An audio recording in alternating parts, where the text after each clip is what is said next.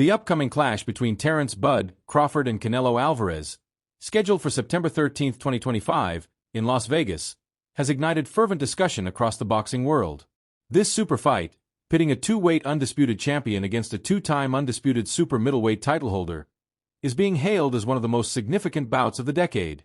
Crawford, a four-weight world champion, is stepping up two weight classes to challenge Alvarez, a natural super middleweight with a storied career. The build-up to this fight has been marked by intense speculation, contrasting opinions on Crawford's preparation, and debates about the legitimacy of the matchup itself. From training footage to press conference fireworks, the narrative surrounding this fight is as compelling as the action anticipated in the ring. Crawford's journey to this moment has been nothing short of remarkable. Known for his technical brilliance and adaptability, he has dominated multiple weight classes, from lightweight to welterweight, earning undisputed titles at 140 and 147 pounds. His victory over Errol Spence Jr. in 2023 solidified his status as one of boxing's pound-for-pound greats, showcasing his ability to dismantle elite opponents with precision and power. Now, at 37 years old, Crawford faces the toughest test of his career. A leap to 168 pounds to face Alvarez, a fighter who has reigned as a dominant force in the super middleweight division.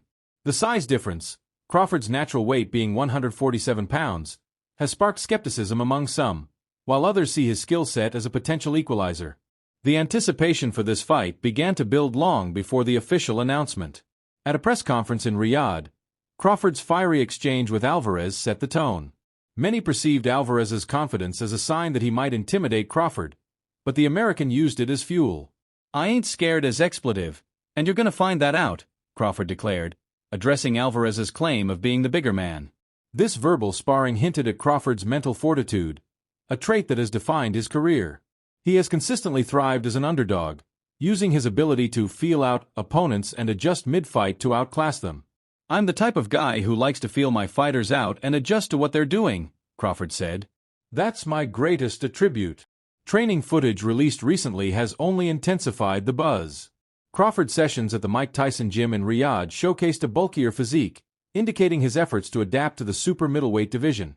Shadowboxing, heavy bag work, and core exercises revealed a fighter in peak condition, with a crisp jab and sharp combinations that suggest he's retained his speed despite the added weight. Roy Jones Jr., a boxing legend, commented on Crawford's transformation, noting, "Canelo has clear advantages over Crawford, but Crawford's coming with so much confidence, and he's training like it. I saw some clips the other day, and this guy now hits harder than ever. His shape and speed make him look like it's still 147 for boxing."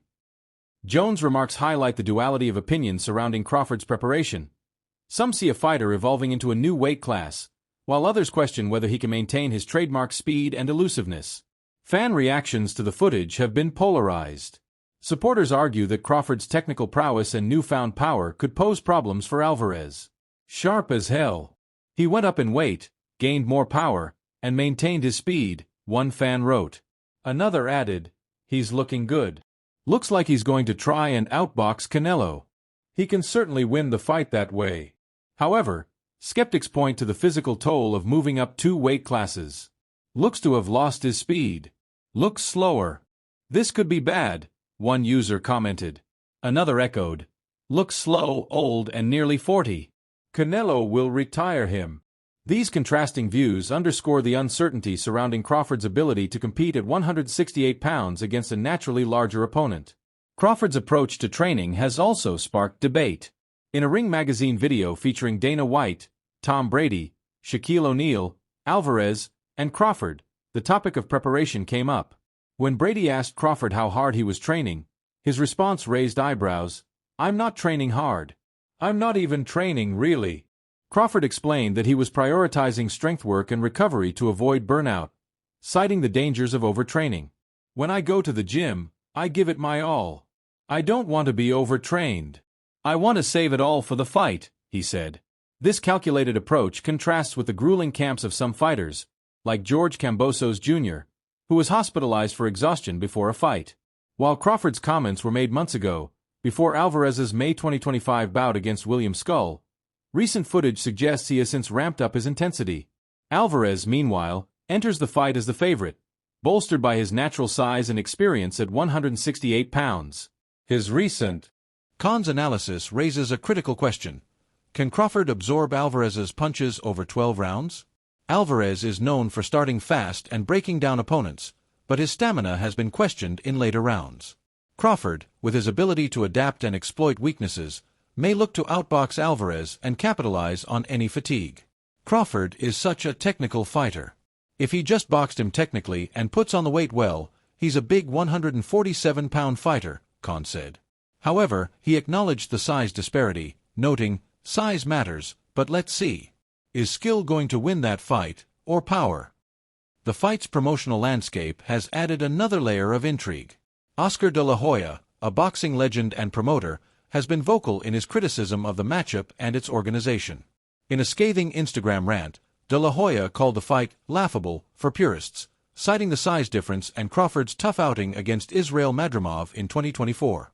Crawford, who couldn't push back Madrimov, life and death with Madrimov. What do you think Canelo is going to do to him? Run him out of the ring, de la Hoya said.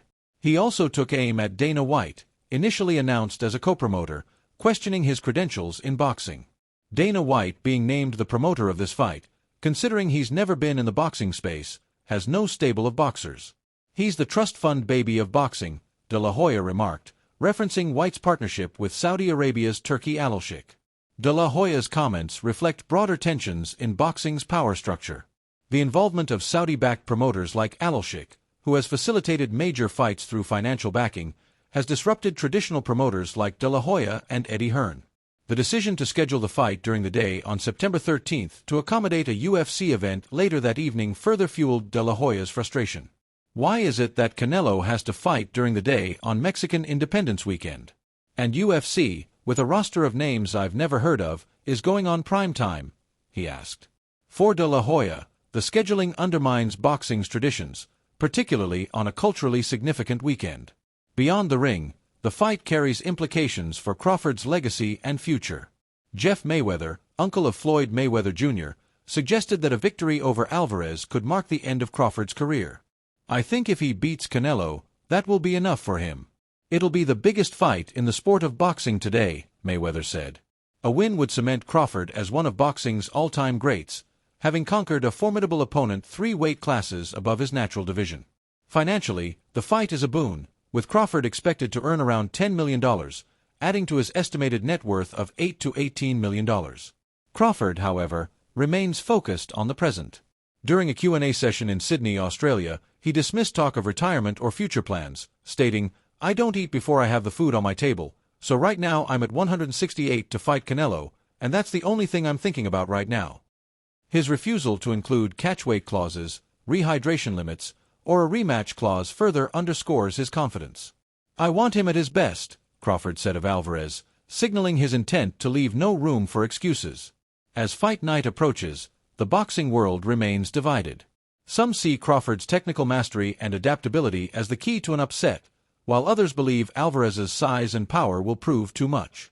The debate extends beyond the fighters themselves, touching on issues of tradition, promotion, and the sport's evolving landscape.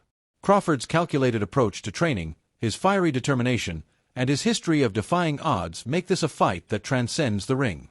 Whether he emerges victorious or falls short, the clash with Alvarez will define his career and leave an indelible mark on boxing history. The world will be watching on September 13th to see if Crawford can pull off what many consider an impossible feat.